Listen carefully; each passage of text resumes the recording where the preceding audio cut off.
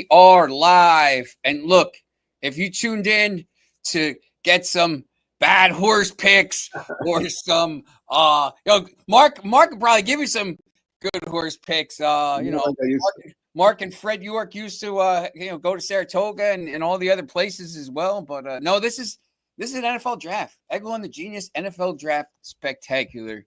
A lot of shows did the last night ahead of the draft. Look, until people draft who they're going to draft, it's kind of pointless, I think, to talk about somebody going to the Packers or Mark's team or the Broncos or whatever, because all kinds of stuff happened. So if people probably you've been on here Capital Sports before, but if you want to introduce yourself and kind of what you do. Well, I think this was the 40th draft I covered in my career, going back to the Trenton Times days. Maybe 41st. Yeah, 41st. My first draft was 1985 when I was covering the Eagles, and they took Randall Cunningham in the second round. They took their worst pick ever in the first round that year, Kevin Allen, who, as I've written several times, spent more time in jail than he did in the NFL. I've covered the draft for a long time. I write now for Packer Report. I do some other stuff with draft with the NFL draft. I've always liked the draft. I know, even before, like when I was, covering high school sports or when I was in school, I like all drafts. I don't like the NBA per se. I'll watch some playoffs, but I watch the NBA draft for some reason. I don't know why. I just like that lottery. The day they picked the lottery is pretty cool too. Yeah, separate thing. Was the best draft show we ever did at Colonial Lanes? It's up there. It's up there. Yeah. We did two. Then I think we did it twice. Remember that ladies' league came, and the ladies' league came. They were like, pounding the beers and taking we had all the jerseys hanging up. They were like, man, this is the greatest night of bowling history. Gary Cobb did it with me, if I'm not mistaken, right? Yep. Yeah, my guy. Shout out to my guy Pete. But yeah, I mean, so basically, what we wanted to do here, because we're going to lead up to the second round, which starts at 7:00 today, and there's this might be one of the most watched second rounds of all time. Is it second and third today, or just second? Because of the people that didn't get picked. We'll start basically last night. So much, it's just such a long show. I mean, it started at 8:00, it didn't end until like midnight. But I heard the commissioner said today, he was on with Pat McAfee, and he brought that up, that he thinks it goes a little too long, and he's thinking about cutting the time allotment down from 10 minutes to 7 minutes for each pick. That cuts 90 minutes out of it, right? Yeah, and it's not even that too. Like, you'll see the pick is in, and then it takes 5 minutes to let's go. Like, if they want to really do that, you just kind of there's definitely ways to speed it up, obviously. And then they have the Make-A-Wish kids. They come up, nice. Stuff like that's nice. Cool. So that they came up for the Broncos, which I thought was pretty cool. But the Bills, right? Both the Bills and Broncos both had it, I think. Yeah. Yep. I mean, basically, so to recap, the first three picks, I think, were basically everyone knew. First four, really. Campbell took four. What happened, as it played out, it didn't play out the way everyone thought, because the Browns traded down and the Jaguars traded up. But Cam Ward, Hunter, Carter, Campbell. I mean, just what was your thoughts on the early trade? I wasn't totally shocked, because I had some inside info that Jacksonville really, really liked Hunter. But I didn't think, so I knew Jacksonville would do what they could to try to move up and get him. I just didn't think Cleveland would bite. I thought Cleveland liked him a lot too, and would just say, hey, thanks, but no thanks, we're going to take him. I guess they just kept enticing him to the point where the Browns said, you know what, we'll let him go, and we'll move down, and we'll get Mason Graham, and we'll get a high pick tonight and next year's number one. So we'll see how it all works out. a lot of people have asked me, who do I think won that trade? I mean, if Hunter's a generational talent, and I hate using that term because people throw it around too much, but he really is, because in my time, I've never seen a guy. He was the best player at two different positions in the draft. That's unheard of. I mean, even if guys could play both ways, well, maybe they're like a real good wide receiver and they could play corner, but they're just okay. No, this guy was the best cornerback in the draft, and he was the best wide receiver in the draft. So to get a player like that, I mean, I don't if I'm the Cleveland Browns, I'm not sure, no matter what you offer me, if I turn that if I pass up on that guy. So we'll see now. But if the Browns turn this into, they already got Mason Graham, who's a very good defensive tackle, ready to play. He's one of the more ready to play players in this draft. He'll come in and start day one for Cleveland, probably play 10 years in the league, and be a good player. And we'll see what they get with the early pick in the second round, and then they have next. If Jacksonville's bad next year, and that pick is like a top 10 pick again, Cleveland came away pretty good, I guess. But that was the big news. Now, last night's draft, my pre-work heading into this draft, I kept saying this is one of the most different drafts I've ever written about and covered, in the sense that there was no, other than, like you said, those first four picks. Like I talked to like different scouts from different teams, and I always ask them, like, give me your top 5 players at quarterback, give me your top 5 players running back, give me your top 5 at each position. And for the most part, I get the same 5 guys, but it might be like 1, 2, 3, 4, 5. Then it's 1, 3, 2, 4, 5, or 1, 5, 4, 2, 3, whatever. They're in different orders. This year, there were so many players that one guy might say he's the second best offensive line or tackle. He's the second best tackle. Another guy didn't even include him in the top 5.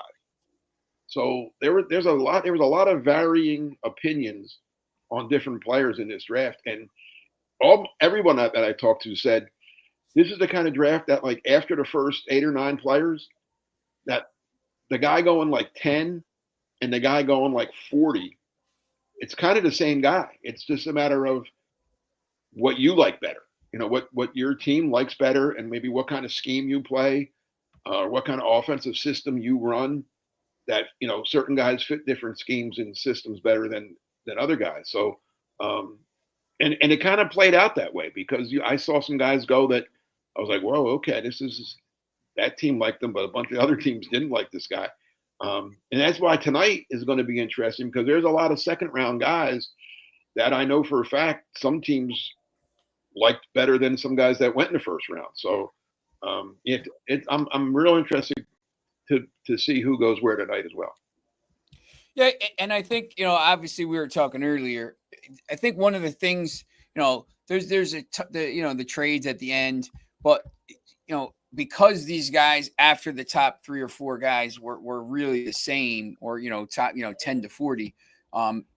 When you got down to like 15, 20, 25, 22, whatever it is, like the Packers, Matthew Golden was there. And I mean, he was the clear, Mike McCarthy was talking on Pat McAfee, this guy's your clear guy on the chart at this point, like number 1. The Broncos, Jahdae Barron, he wasn't probably supposed to be there. When he, everyone's talking about Hampton, but Jahdae Barron's there, and you have the defensive player of the year on the other side of the ball in a division where the quarterbacks are going to be throwing the ball around, and the AFC, of course, and a league, really is. I mean, it's a passing league now.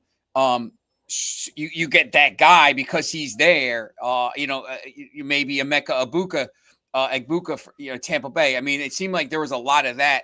From 15 down. Well, what happens, Sean, is, like, I'm glad you brought up Barron, and then you brought up Golden and Barron, and there's a domino effect that happens during the draft. I think Denver, like you said, I think when Sean Payton and his staff got together yesterday, pre-draft, in their minds they were probably counting on taking the running back from North Carolina, Omarion Hampton. I think that was they don't. You never know what's going to happen, but I think that's what they thought. But then Barron, who, like I said, I thought he should have been a top 15 pick.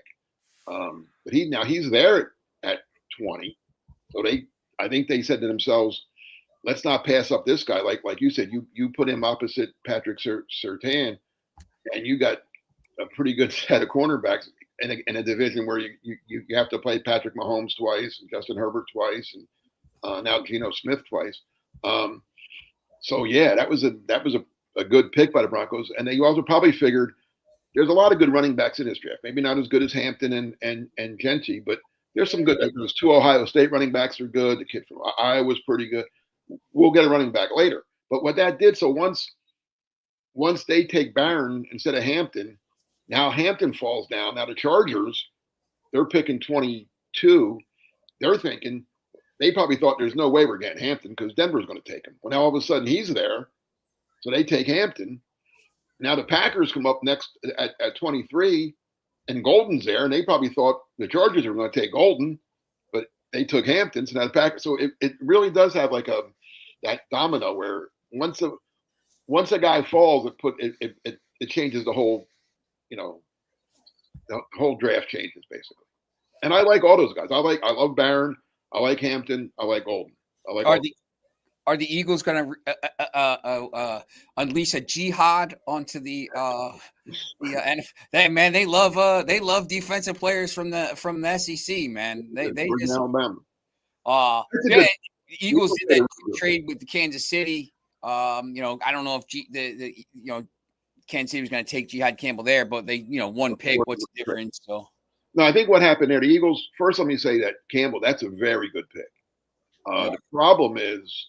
And the Eagles don't seem to think it's a problem. So he's hurt. He has two bad shoulders. He's not. And if you heard Howie Roseman's press conference or read his quotes in whatever story that was written, I actually still get the Eagles quote sheets. He said 5 times during the course of his interview, we don't see any long-term issues with him. We don't see any long. We think this is long. He used the term long term like 5 times. And that tells me that they're not even thinking about playing him this year. He's going to get surgery and he's going to be out most of this year, which is fine though, because you can afford to do that when you win the Super Bowl. I mean, you can take that gamble that, all right, his first year is going to be like a redshirt year, but going forward, we got ourselves a player that should have gone a lot earlier at 31. So yeah, he's a good player. He's a real good player. I mean, you could use him in a variety of ways, and I think the Eagles plan on doing that. I mean, they'll put him out on the edge and let him rush. They could drop him into coverage. He's a real good player that probably shouldn't have been on the board at 31, but teams get scared when they see the medical stuff. And again, that's another thing. I've seen this through the years. Every team has different doctors, and some doctors will tell their team, no, don't take this guy. That shoulder's bad and it might never be good. And other doctors will say, nah, give him a year, give him some time, and he'll be fine. So, that's why people get second opinions from doctors all the time, right? It's crazy. This is just a quick aside here, but like I remember, because you covered the Eagles, people were talking about Howie Roseman being like this, like he ain't gonna be around, and I mean this guy's like he's never leaving at this point, like, and he finds these guys like it's crazy. I mean, DeJean gets the big pick. Zach Bond.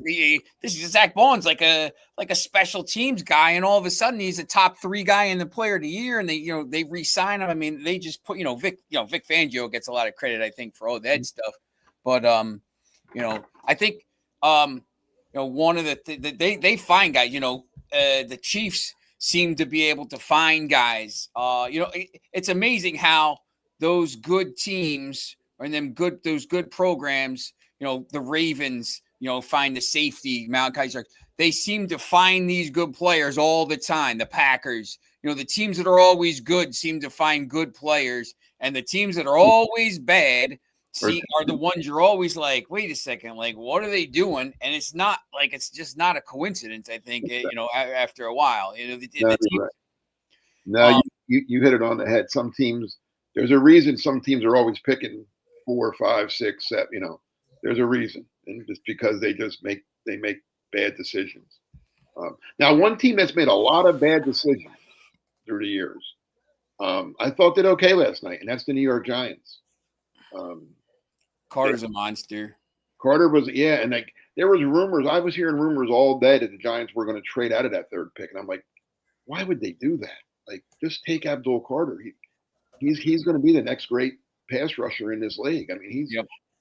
he's right. I mean, no, just take him. Don't trade that pick. What are you going to get? So they did. So they did the right thing and took him. And then I think this. Again, I'm not sure if Jackson Dart's going to be good or bad, but that was the right thing to try to. They needed a quarterback. I mean, they're not going to live with Russell Wilson and Jameis Winston forever. I mean, that'll get him through the year, and Dart will have a chance to sit and watch. But what it also did from the Giants, from a personal standpoint, is both the GM and head coach probably saved their jobs because they took the young quarterback. They can tell the owner, hey, listen, hey, I got time. I got to develop this guy. Yes, this is our guy. They're probably not even going to play him next year, so you don't want to fire the coach and general manager that took your quarterback of the future before he even plays. So I think those two guys bought themselves a little extra time because let's face it, if the Giants don't make that move and they don't get a quarterback, the Giants aren't going to be good next year. Carter will help their defense, obviously, but they're still not going to be good. And without the quarterback of the future on the team, I think both of those guys are gone after that. They go 5-12 again next year or something, they're going to be fired. But now they can go 5-12, but know that they have their quarterback in the future. It buys them at least another year or two. Probably. Didn't they have a decent running back at some point that they got rid of? Drafted last year, they got him late, and he had a decent year. And they have a great wide receiver in Malik Neighbors. And we'll see though. Well, they don't have their second round pick now, but because they traded it to. Yeah, but if you're going to get, if that's, and supposedly, I mean, the whole organization has ties to Mississippi. Like, first of all, Lane Kiffin's there, so he's running up. Joe Judge is like on the board, or this guy, one of the parents, one of the kids of somebody's like goes to school there, and like this is the guy they wanted. So like, if that's the guy you wanted, just do it. They got it done. They made the trade. They're being aggressive. The fans are like, listen, you're being aggressive. Look, once again, it might not work, but at least like this, if that's what your philosophy is, and this is your guy, go for it and do it. And you get Carter. So, like you said, that division, look, they're not doing anything in the division because, the Cowboys, the Cowboys might not even be good. You got the two teams that were in the NFC Championship game in the same division. So, they're not doing anything in the division. So, you have time to like you said, to develop. And then, guys, listen, they've done some boneheaded things. Yeah, dumb. I mean, just flat out. Let's be honest. They kept Daniel Jones and gave him a bunch of money and let Saquon Barkley walk. I mean, that it doesn't get much dumber than that. And then they wound up cutting Daniel Jones anyway. So yeah, they've drafted poorly. They've just done a lot of bad things for the last whatever many years, and that's why they've been where they are. But no, I thought last night, if you're a Giants fan, you finally had something to say, to be a little optimistic about. And then, like, just quickly before we start, moving on to the other, the today's, I think Mike McCarthy, once again, I watched that Pat McAfee broadcast because it's pretty funny. And it's just like, no, just on, he's funny. Saturday and Sunday, he's announcing WrestleMania, WrestleMania 41. Monday night, he was on Monday Night Raw, and the guy that lost, he came out there and beat him up, and his whole entourage was out there like trying to chase him, and he left on like a stretcher with the thing, and he's out there last night. They're throwing weed up to him. He's drinking beers. Like it's just a crazy show. I mean, that it's crazy too. I mean, people, sometimes forget he used to be a punter. Punter for the Colts. And he's turned into like Joe Rogan or one of these, whoever you want to say, but like he's just become like this massive guy, and it's just crazy. But who's bigger, Pat McAfee or Stephen A. Smith? It's pretty close now, right? It's McAfee's probably because he does all the other stuff. But Stephen A. Run for president. Yeah. That's true. Just don't ask, if it's him or Shannon Sharp at this point.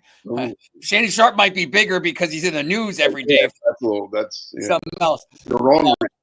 But Mike McCarthy was on there the whole time, and back in Green Bay. Mike still live in Green Bay? I guess they were talking about he took him to his farm, and his barn is bigger than like most people's like houses. Wow. Like it's just this giant barn and this giant thing of land. But he was adamant early on that this was a trenches, offensive line and defensive line draft. And I mean, it's just, I think it was 14 or something like that. I mean, D tackles, O tackles, offensive tackles, obviously because of their importance there. But these edge guys and defensive tackles and Kansas City took Walter Nolan, who was like a number 1 recruit in the country at number 16, and Mississippi guy. Arizona took. Yeah, Arizona. Yep. He was the number 1 recruit in the country at one point. And, Jalen Walker at 15, we talked about earlier, James Pierce, the Falcons traded back into the first round to get this Pierce, who's had some issues. But he's, obviously a very, very talented player. Tyleek Williams from Ohio State. Offensive tackles, defensive tackles, and edge rushers right now. And again, and all these guys, they're talking about the one guy, I forget which offensive tackle. He was like 6. Which one was it? Oh, Armand Membu from Missouri. He's like 6'6", 335 pounds, and run a sub 540. Like only one of the 5 or 6 guys that run a sub, like just like freak athletes. And he was a guy didn't, he kind of just kept getting better and better. And now he's his 7th pick. But, these guys tackles and the guys on the other side of the ball, why is that so important now, especially in this deep draft? Well, because, first of all, this draft was not a good skill. You had only 2 quarterbacks went. And one, like you said, the Giants had to trade back in to take the second one.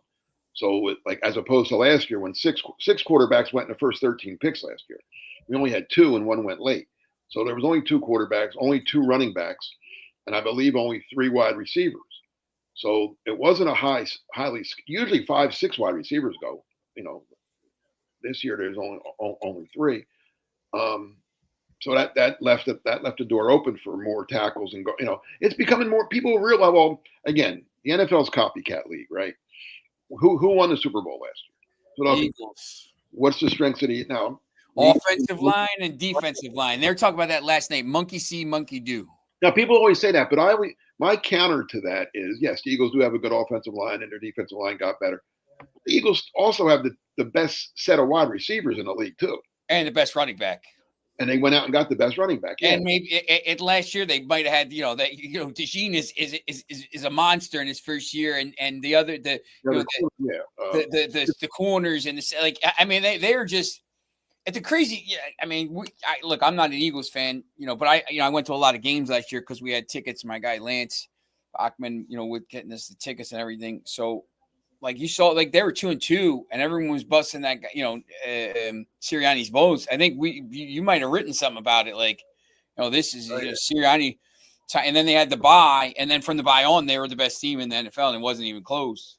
But they got the Georgia guys down in the trenches, and the quick linebacker Bond and the this, and now you see these the defenses are edge and defensive tackle, the run stuffers in the middle, and especially with the way the game's going, offense. Defensively, the most what you want to do is as you said a few minutes ago, it's a pass. I mean, running game is last year people start running a little bit more again, but it's still a passing league. It's always a passing league. And you got to put points up in this in to win games in this league. You're not winning a lot of games. Ravens ain't going to happen again. That Baltimore Ravens team back in 2000 when they won, every game like 14-7 and 16-9. That doesn't happen anymore. So if you're a passing league, the most important thing for the defense is to get to the passer, right? Yep. So then the second most important thing for the offense after having a quarterback that can throw is to not let the defense get to the quarterback. So Yep. if you do that, you get better offensive linemen. So that's why, yeah, last night you saw teams taking offensive linemen early and often, from early in the draft, fourth pick overall was a tackle from LSU, Campbell, all the way down to the Chiefs with the last pick of the first round taking Simmons from Ohio State. So, you saw a good sprinkling of offensive linemen go, and then you saw a lot of edge rushers. Like you said, the Falcons basically took two. They took Walker with their own pick from Georgia, pretty good player, very good player actually. And then they come back in, they trade with the Rams. They give up their first round pick next year to get Pierce from Tennessee. I mean, that's what Atlanta, they have some talent on. Oh, they gave up 100 points a game last year. If you didn't bet the over in the Falcons games last year, if you bet the over, you're not watching this. You're sitting on the island somewhere. I mean, every game was 42-38. I mean, because Penix was good. They got the running back, John Robinson and Penix. Like if they could figure it out on defense this year, they could make a big jump in that division because that division's not, it's not very, it's not great. Like the Panthers, who knows, and the Tampa Bay's not fantastic. But Tampa Bay just finds a way to win that division every year. But Atlanta went out and they made it. They sacrificed their pick next year to get back into first and take another pass rusher. So they added two pass rushers with the intent of getting the Baker Mayfield and getting the Bryce Young and putting some pressure on the quarterback. So and there's still a few more. You'll see tonight. There's still 3 or 4 other pass rushers that are still available. The kid I really like now. Apparently he has some off the field issues, but he was accused of a couple things, but it never even went to trial or never went anywhere. That's a Marshall kid. Yeah, Mike Green from Marshall. I saw him play because I followed a Sun Belt Conference a little bit because of Coastal Carolina. He's first of all, the Sun Belt. It's not a Power 4 conference, obviously, but it's pretty good football. Oh yeah. That league is very. They got some good players in that league, and Marshall was pretty good, and this kid Mike Green can play. He led the country in sacks, and he also Marshall played Ohio State last year. Yep. They played the national champion. Now he got beat, but the kid Green had a pretty good game against Ohio State. So he went against the best team in the country and played well. So I'm shocked. I mean, I guess the people that were, apparently, I don't know, a woman said he beat her up or something. I don't have all the details there, but again, he hasn't. He was somewhere else first. Where he came from? Somewhere we transferred. Last year, I think. I believe. Where was it? Virginia, maybe. Yeah, Virginia. That's correct. Yep. They have him in the first 10 picks here. Oh, he should be. Yeah, he should go early. So we'll start talking about this. Let me give you some teams. Teams I thought I liked and didn't like last night first. So, yeah. The Colts got lucky as hell. Tyler Warren, the tight end from Penn State, he should have been off the board to me, should have been off the board way before 14. That's just another one of these picks. You're like, how is this guy still here? Because just the way the board fell, and you're like, man, he's a freak. I had a scout tell me, and his team hadn't picked yet, or I know they would have. I'm surprised they didn't try to. Maybe they did try to move up and they couldn't. But he said to me, the exact quote was, a lot of people compare him to Travis Kelce. He said, I think he's more Rob Gronkowski. That's what people would say. They said he's Gronk. Yeah. He's just a receiver. Like a lot of these tight ends these days are just good receivers. He played like 5 different positions for them. He plays all over the field. Yeah. He went to the Colts. I had a friend text me, another scout for another team. After the Colts got him, I sent him a text. I'm like, I can't believe, the Colts, whatever, getting Warren. And he texts me back. He goes, yeah, he might be the Colts' best quarterback. That was it. The Colts and the Bears picking 10. Now, again, I don't, like we said earlier, you don't want to, we'll see how it all plays out. But they took the tight end from Michigan, who I like. He's a good player. But I'm still a little surprised that they took the tight end from Michigan, Loveland, over the tight end from Penn State. And I'm not Penn State. Everybody knows me. Knows I don't. I'm not. I'm the furthest thing from a Penn State fan. I don't like Penn State a little bit, but I love some of their players. So yeah, that surprised me. A couple other things although here's a kid that I'm anxious to see what he does because I wouldn't have wanted him. Cincinnati took that Stewart, the edge rusher from Texas A&M. Yeah, Richie Poland was going crazy. He's like, man, this guy's a monster. And I'm like, okay. We'll see because he looks the part. I mean, he's built, he runs fast, he's great size. But in 3 years at Texas A&M, played 3 years, he had 4.5 sacks. 4.5 sacks. In 3 years. You know what? Mike McCarthy was talking about this guy. I remember this. He says, you know what he said? He was like, this guy he's always at the quarterback. Like if you watch his tape, he's always right there and he just doesn't finish the plays. Well, and he's like, he says, we could teach him that. And I was like, and then the one guy was like, well, can you? Like, cause he had, I think who's next to him? AJ Hawk I forget the other guy next to him, but he was like, well, can you? He's like, yeah, no, you could. I'm like, I don't know, man. Like 4.5 sacks as an edge rusher. Yeah, 2 years. I remember Tom Modrak, the late Tom Modrak, who was Eagles general manager for a couple of years, personnel guy. He taught me early on saying that if a guy only gets X amount of sacks in college, you can't expect him to get if a guy only gets 5 sacks in college, he's not going to get 10 in the NFL. It's just not going to happen. I mean, first of all, the tackles he's going to be going against are a lot better. Yep. Quarterbacks are a lot smarter. You know, yeah, I wouldn't have touched that guy at all. I mean, I know he looks the part, and again, you know, he might maybe McCarthy's right, maybe the Bengals are right, and the light bulb will go on or something will happen. But I'm not taking a guy that only had 4 sacks in 3 years. That's not what I'm doing. See, I didn't like that pick. Seattle kind of surprised me a little bit. They took the guard from North Dakota State. They said they said he's good, but yeah, he might be. He might be real good. And again, we'll wait and see. That's why I'm not saying I'm not giving them I'm not grading it. I was just surprised at that point with, you know, Golden was still on the board. With Eckel, Dave Barron, Egbuka. I mean, Seattle needs receivers, don't they? Yes. I mean, they traded Metcalf. They cut Lockett. They have the kid from Ohio State, the Jimba Smith, whatever his name is. He's good. But after that, I mean, they signed Cooper Kupp, but he's like 50. And he's a guard. Like he's not guard. High for a guard. Like where, like they talked about like some of these other guys. This guy's a tackle, but he could play guard. Like he played guard. He played all over the line for this. Like for them. This guy's a good. Like you're not moving him to tackle or guard, but yeah, he's not going to play tackle. Like you're spending a first round pick, like a decent high for 18 mid first round pick on a guard. I mean, everybody said he's a good player. No, I'm sure he is. And once again, but yeah, he was a 0-star recruit, just like Cam Ward. But that's why he went to North Dakota State instead of. And that's why Cam Ward went to Incarnation or wherever the hell he went. Yeah.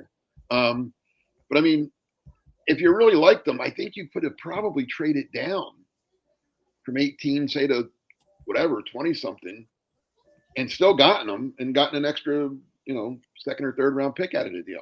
So that surprised me a little bit. Again, he might turn out to be a great player, and Seattle say, hey, we did well. But that surprised me, especially with those receivers still available, and Seattle needing. I thought they needed receivers or even a defensive player at that point. But I'm trying to think what a couple other moves. Like I said, I thought Kansas City and Philly, the 2 Super Bowl teams, they both got guys that fell because of injuries. But when you're good and you've been to Super Bowls and won Super Bowls, you can afford to take that risk that the guy. So what if he doesn't play this year? He'll be, it's not all about what's their rookie years and how they're going to do. I think both Campbell and Simmons will have good careers for both Philly and Kansas City. So I like both of those picks. Do you think the Lions are ever going to win a Super Bowl? No. I just like. How about get the one first? They made it to the championship game 2 years ago, and after that, all that stuff that they were terrible. Then they were 9-8, and that got seems like a good call. And then they blew it, with that thing. And then now they lost a round earlier. I like.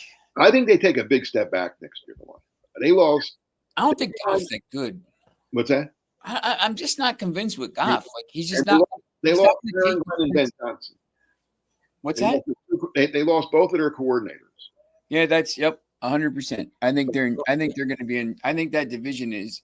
I don't know. It just depends on, is McCarthy any good? But it should. Packers probably think we can probably win that division. And the Bears got better.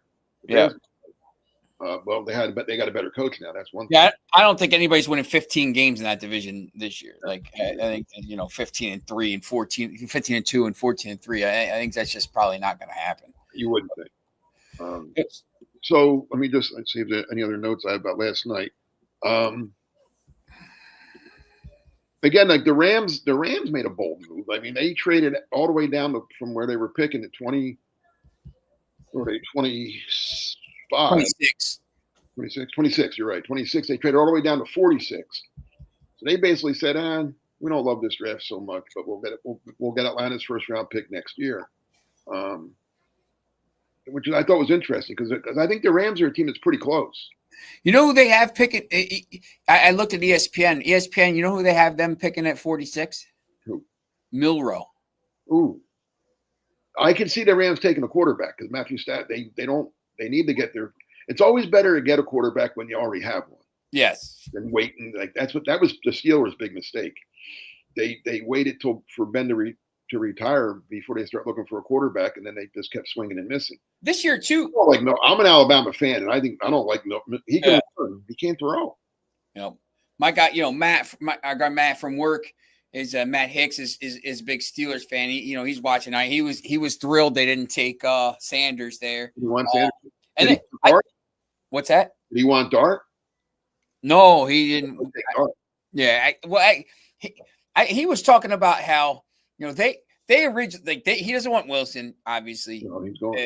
And they were going to stick with Fields, and then the Jets gave him like crazy money. And they're like, we're not giving this guy crazy money. So like now they got Mason Rudolph, who we know can't play, and they got to now they're almost like jammed up. They have to sign Rodgers because Tomlin doesn't like rookie quarterbacks apparently. So there's none left that can come in and start. I don't think if they don't want Sanders.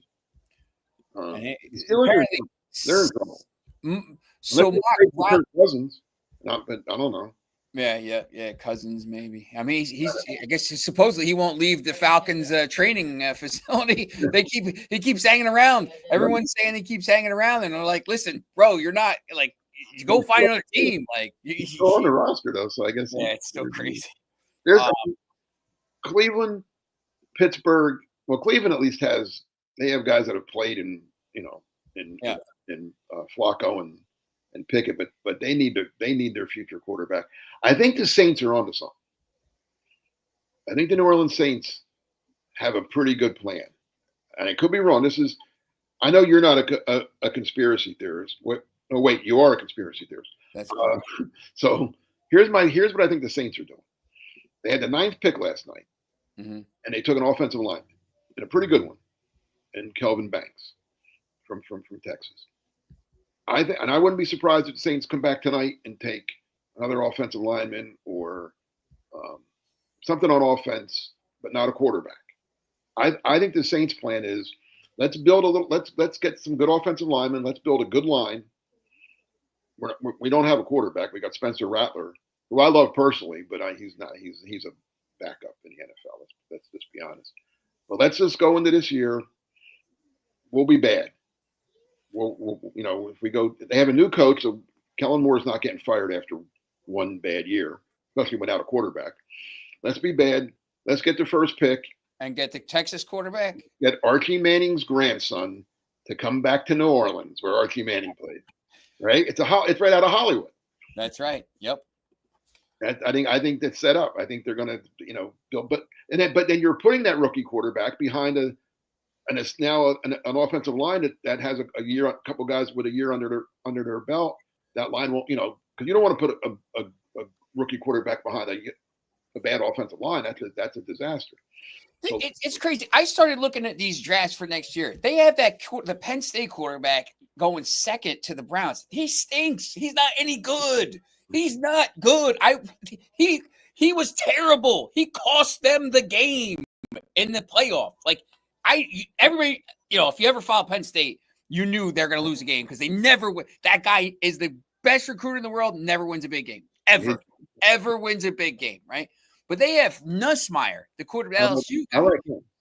But they have 4 quarterbacks in the top 10 picks. Well, we'll get to that next year. But I'm not worried about that. Cleveland is the first pick tonight. Yeah. You got, like you said, Will Johnson, who's still there. Everyone thought he was going in the first round, and he's a monster. That knee must be. Well, that's if Harbaugh didn't take him, who's taking him? Something's wrong there. He didn't even run. He didn't even work out at his pro day and stuff. So there's something wrong there. Because if he's healthy. He's 6'2", 195. Who can cover and play. I mean, he's a top 10 pick if he never got hurt. He's without a doubt a top 10 pick. They said he missed he had turf toe and then he missed the hamstring, but more than that. Yeah. I mean, those things heal. So there's something. But yeah, he's a real good player if healthy. There's some good players left. Like I said, Mike Green, is very good. Emin Wari, the safety from South Carolina. I'm surprised he didn't go. Ezraku, the kid, the edge from Boston College. Trevion Henderson. I like the kid from Ohio State, JTT. Oh, yeah. That's his last name. They just call him JTT. Yeah, JT. He's good. He's real good. Do the Browns take Sanders first? With the first pick? I don't think they do. Because I think they know they can get him. The Browns have the first pick, and then they come back with the 4th pick. So I think they take. Oh, that 36. Tennessee aren't going to take quarterbacks. Yeah, that's right. Right? So unless somebody trades up, and I don't think anybody's wants to give up a whole lot for them. So I think Cleveland with the first pick, they might take Henderson, the running back from Ohio State. I mean, they could take Sanders as the plates if they really want him. To talk about that wide receiver too from Missouri, Burden. People like him. I'm not. He's kind of small. I'm not. I guess he's okay. I'm not crazy. He's the opposite of that kid from the Carolina took. Oh, McMillan's good. I like McMillan a lot. I mean, the Cleveland could take one of them pass rushers too, and put him opposite Myles Garrett and have a pretty good pass rush. Well, and they got the kid last night. Mason Graham. He's inside. He's a defensive tackle. So you got Graham, Garrett, and Mike Green, and all of a sudden, that's a pretty good front four. Yeah. I mean, I don't think the Browns are as bad. They're not as their record. Like they just last year they got all like Watson killed them. He went down. Like you could just see the whole morale of the team went down. If they could get a quarterback that could just not lose games in that division. They have Flacco and Pickett. Yeah, in that division, I think you could go 9-8 with that defense. 9-8 might get you in the playoffs. Good. Well, 2 years ago they were in the playoffs.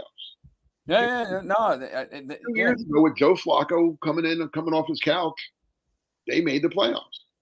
They have. Cleveland. Garrett's a mod. Yeah, Garrett's. Everybody thinks they're so bad. They're not.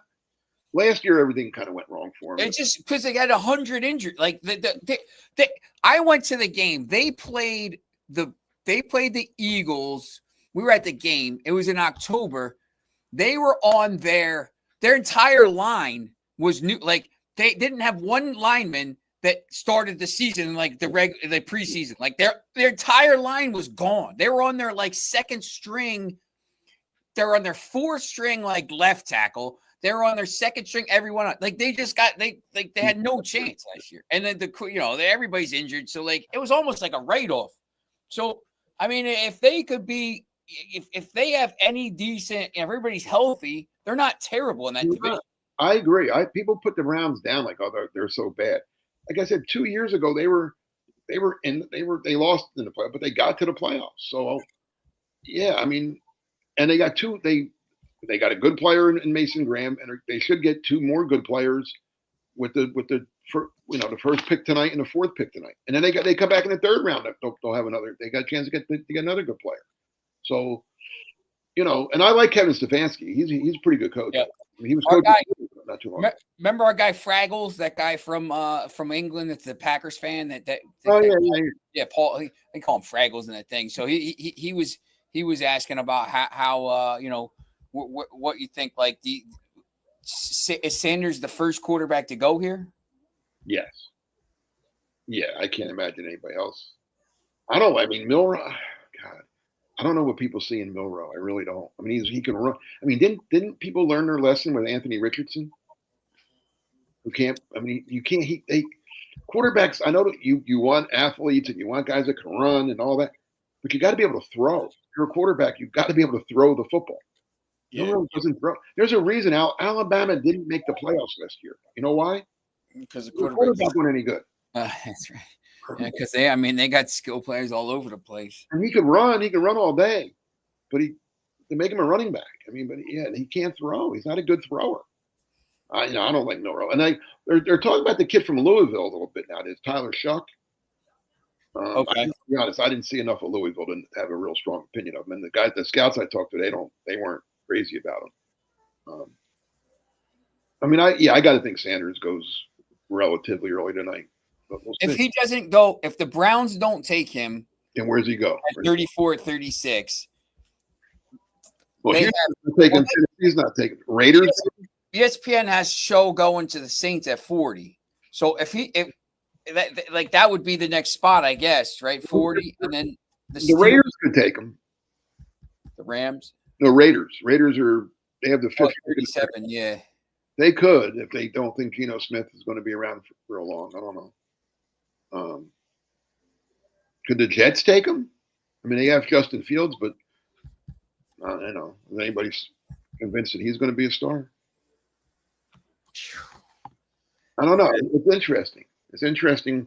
That's what everybody's going to watch tonight. That's the story of tonight? The second round story. It's not who goes. It's where does Sanders go?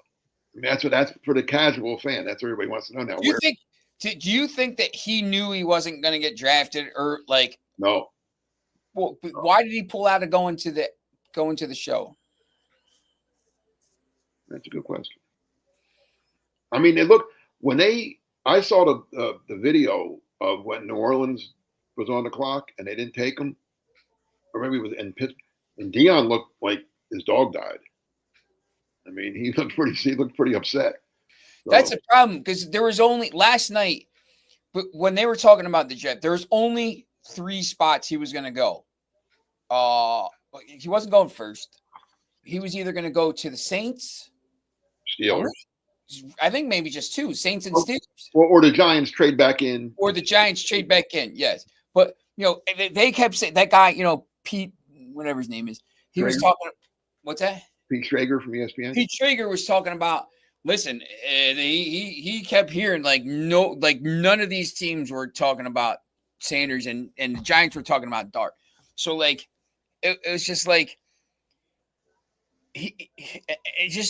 like today, like if he's not like say the Browns have 2 picks and they don't take him, like, man, you're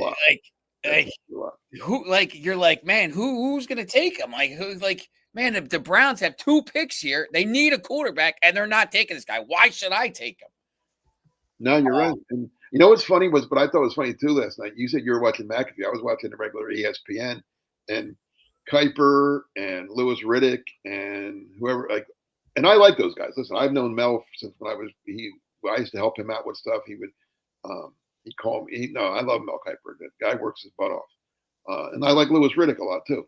But they were almost like in tears, saying like, I can't believe no one's taking him. He's the best. He's better than this guy. And then they start comparing him to Montana. Joe Montana didn't go till the 3rd round, and Like, oh my That's God. the fake Mel Kiper was like screams like this guy is the number one guy on my board. Right.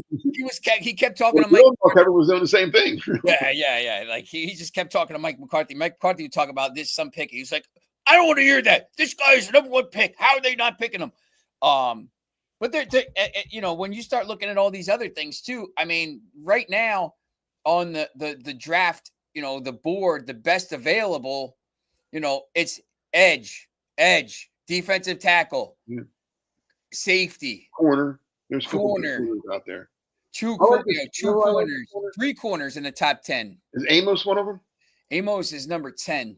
See, I like I like Amos, Siobhan Revell from East Carolina, and Will Johnson. Yeah, but we'll see that Revel and Johnson both have injuries. Amos is healthy. I like it. He had a good year for Ole Miss last year. I thought he could sneak into the bottom of the first, so he didn't. So I think he'll go top second. I could see him going to Tennessee with that third pick, unless they go offense. They might want to give. Now Tennessee will probably want to give Ward a weapon, I would think. I could see him going to the Raiders I could see Amos to the Raiders or Amos to the Patriots early second round. The Raiders need corners. I mean, their corners aren't very good, and they're in a division where that's what they're saying. Yeah, they just released Jack Jones, and they have him taking Will Johnson, but once again, like this guy's got to play right away. I mean, if his knee, that's again, like I said earlier, if it's up to your doctor with Will Johnson. I mean, if he was healthy, he'd have been. The Raiders might have taken him in the first round. Yeah, he was a big time. Yeah, he's big. He's that good. I mean, he really is. He was a great player. The Michigan team that won the national title, he was one of the reasons why. I mean, their defense was defensive player of the game in the national championship game. I'm pretty sure he was defensive player of the game. Yep. Yeah, their defense is just like, I mean, they just shut everybody down. But I mean, like you said, Harbaugh didn't even take him, so that tells you something right there. Yep, that's the one thing they're saying. They're like, man, if Harbaugh is passing on this guy, there's something. The knee's not right. The leg's not right. They have the Broncos taking a defensive tackle, which I don't think that's going to happen. But, I don't know. Maybe. Darius Alexander from Toledo. Well, he's not bad. But they need a running back.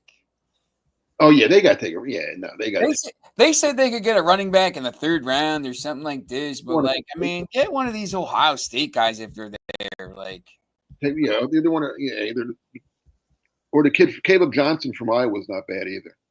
If both Ohio State guys go. Here's a running back that I like a lot, and you can get him in maybe third, 4th round, is Bashal Tutin from Virginia Tech. Now, he's not going to be your 25 carry a game guy. Yeah. But he's a home run hitter. He's the fastest running back in the draft. And he's your home run hitter. He's your guy that, Oh yeah, he field. North Carolina A&T. Yeah, what was his 40 time? Like 4.32 or something. He's fast. He had the quickest 10-yard split at the combine, regardless of position. Yeah, he can run. That's what like. But again, you don't want. He can't be your guy. If you have somebody else. Well, Denver has the kid from. Who's their running? Don't they have the kid from North Carolina? Williams or something. I should notice that. Audric Esteem. Yeah, where's he from? Is he from North Carolina? Jaleel McLaughlin is their starter. Esteem is the second guy. He's from Notre Dame. McLaughlin is from Youngstown State. Oh, yeah, they need a running back. He ran for like 500 yards last year, but for like 113 carries. He didn't have a lot. Peyton likes to run the ball. Yeah, that's the thing. I mean, that's why they might have to move up and to make sure they get one of those Ohio State kids. That's what I was thinking. They might move. What the hell does the Q mean? Oh, questionable.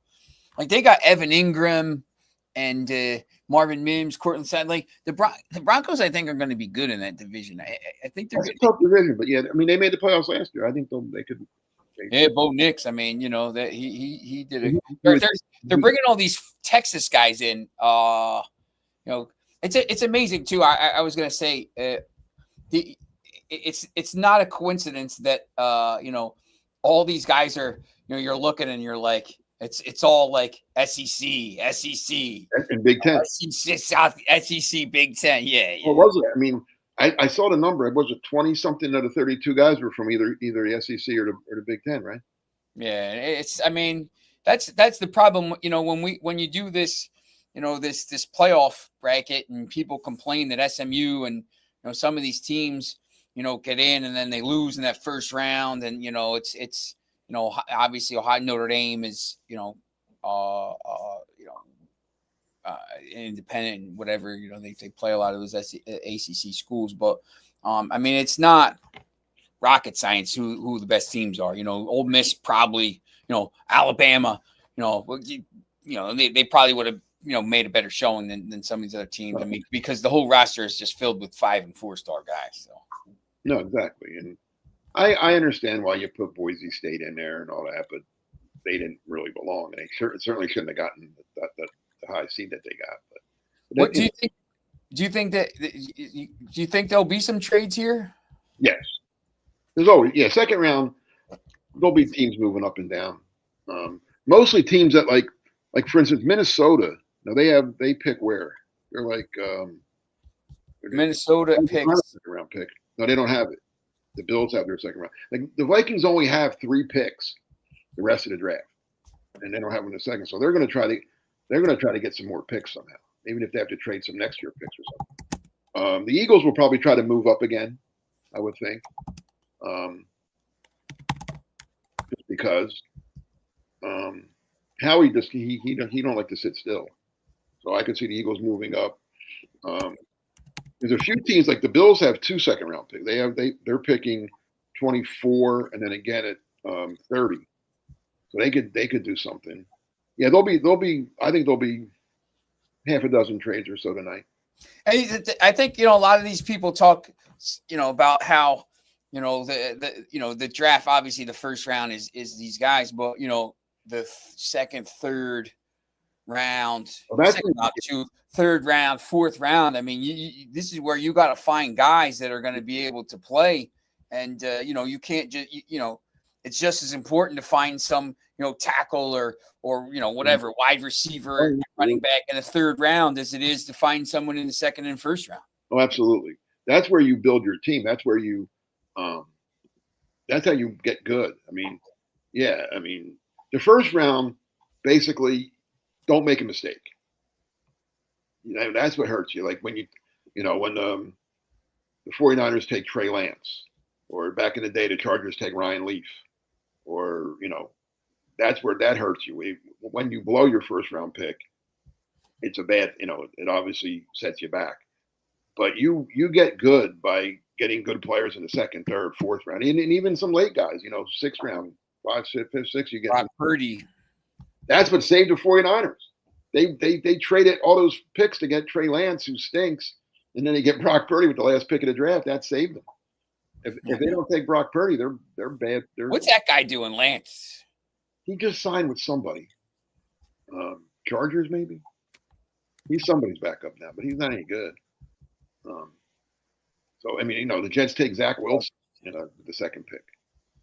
You just can't make mistakes in the first round.